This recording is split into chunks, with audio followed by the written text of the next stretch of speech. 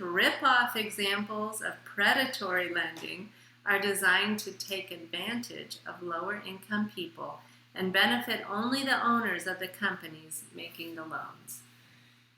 Poor people think, what's my payment? Rich people think, how much does it cost? Total.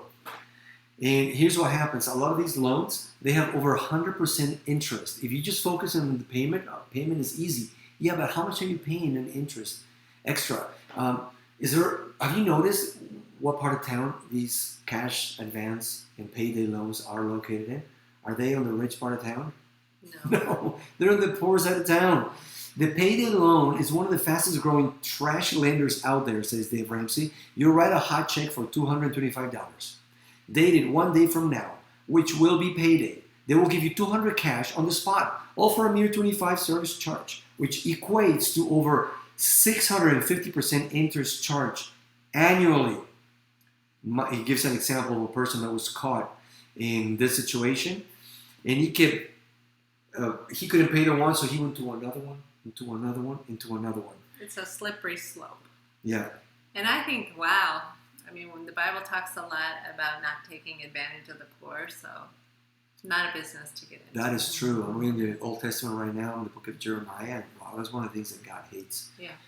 So if you're in that industry, maybe you ought to look for a different place to work. All right, so here's another one. The classic tote the note car lot is no better. Most of these transactions involve older, cheaper cars. The dealer purchases these cars and sells them for a down payment equal to what he paid for the car. So the payments are 18 to 38% interest paid weekly, and they're all gravy. Because they'll resell the car for the amount that they'll repo the car, and then just keep taking the payments. It's all extra profit. Tow trucks all over town recognize these exact cars because the car being sold has been sold many times and repeatedly repoed by the dealer. What about rent to own? Have you seen that, honey? Have you seen those things offered? Yeah, they came in the mail. I remember those offers when we first moved here. And you could get a washing machine, and you just pay a certain amount weekly or monthly, and the washing machine was yours. You just had to pay way more than if you would have paid up front, right? Well, let's do the math.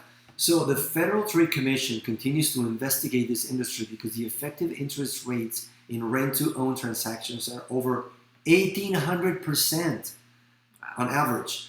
People rent items they can't possibly afford to buy because they look only at how much a week and think, I can afford this. If you look at the numbers, no one can afford this. The average washer and dryer will cost you just $20 per week for 90 weeks. That's a total of $1,800 for a washer and dryer you could have bought for $500 new or $200 used. If you had saved, for, as an example, $20 a week for just 10 weeks, you would have been able to buy $200 used, one cash. But it's the problem of I want it now, right? Yeah. Okay, another question. One last question. Read that one, hon. Here's the myth. 90 days, same as cash, equals using other people's money for free. Truth. 90 days is not the same as cash. Why is it not the same as cash? A lot of people say, man, I'm just going to take advantage of them. Do you think you can outthink people? That's what they do trying to take advantage. That's what they do for a living. They say if you play with snakes, you're going to get bit. 90 days is not the same as cash for 3 basic reasons. Number one, if you will flash cash, $100 bills, in front of a manager who has a sales quota to meet, you will likely get a discount. You're not going to get a discount if you do payments. They know that you don't have any leverage. It happened to me today. We got a discount because our 2 youngest sons are going to get orthodontist service, braces. And we already got a discount for paying up front the whole amount. But Pam asked me. I asked Cesar, I'm like, did you ask him if there's like a family discount? Because we have, the discount was if you paid up front. I said, but we're paying for 2, so maybe they would give us another discount. I just asked and they gave me another discount. Yeah. Couple $100, a little over that. Why? Because I had leverage by paying up front. The business also appreciates the fact that they're going to take cash in for their work. So, number 2, most people don't pay off the debt in the allotted time. Nationally, 88% of these contracts convert to debt. 88%. I mean, at an interest of 24 to 38%. That's a ripoff. And most people, people don't do that 0 interest for 90 days thinking that, oh, I'm going to end up paying interest. They're sure that, oh, I can pay that in 90 days. But 88%. Because they forgot the risk factor that we talk about. It's because of arrogance. We think we're okay, we're self-sufficient. We're betting on the future to get something now that we really should not be getting. And we don't use that muscle of waiting, using self-control. Yeah. So if you didn't have self-control there, you're probably out of self-control in other areas of your life. Yeah, and then if you don't pay on time, they back charge you to the date of purchase. Wow. So a $1,000 stereo, don't forget, will not make you rich in 90 days. But $1,000 left in a savings account at 3%, well, nobody gives you 3% today, but will earn you $7.50 in 90 days. Okay, number three reason why 90 days is not same as cash. You are playing with snakes, and you're gonna get bitten. And they talked about this couple that went to buy TV. Yeah. 90 days, we're gonna pay it off a little early just to make sure that we're okay. And what happened, honey? You read this example. Yeah, this one made me mad because it really shows that the businesses offering this, they don't want you to be able to pay.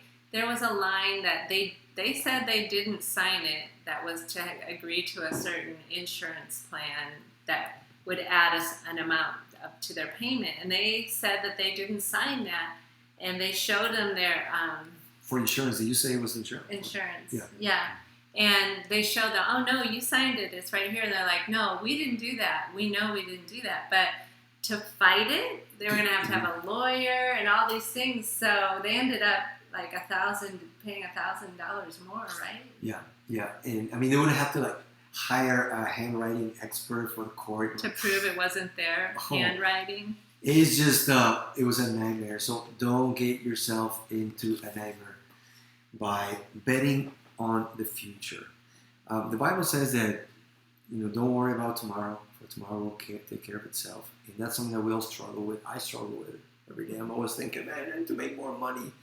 Yes, but if you're grateful with what you have today and you actually are humble and consult with God and with your spouse if you're married, with people that are wise, before you make decisions where you're going to incur in risk, it will be much better for you.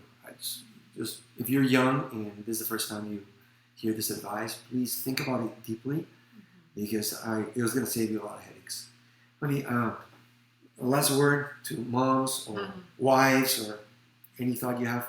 Yeah, I just think in general, I can be content until I go shopping when I don't have money to spend. Yeah. Or you go to someone's house and you start comparing what you have to what they have. So I think we really have to be careful and don't put yourself in places where you know that you're going to be tempted. Don't go to the mall when you have clothes in your closet that you can wear, because you are going to see things that, oh, that would look so good, or you hope it would. I mean, just practice contentment. Just don't think. I think the whole thing, what we're saying is, don't think that you are stronger than you are. That you can overcome the risks. That you can say no to things. I mean, if you know you have a problem, then just don't go there. Yeah, just like they say, don't go buying groceries when you're hungry. Right? Don't buy a bunch of junk. Don't be browsing Amazon if you know you're in debt and need to get rid of debt. So on the next few episodes, we're going to be talking about how to do that, how to get rid of debt, using the advice of Dave Ramsey. That has been so helpful for us. Send us your questions if you have any questions. If you don't agree, put it in the comments. It's all right. I'd love to discuss it with you. And thanks for logging in. Share this information with somebody that you know needs it. Like it, subscribe if you like the content. We are Cesar and Pam with cesarandpam.com. Grow your business without losing your family, your soul, your family, or your health in the process. See you in the next one. Bye-bye.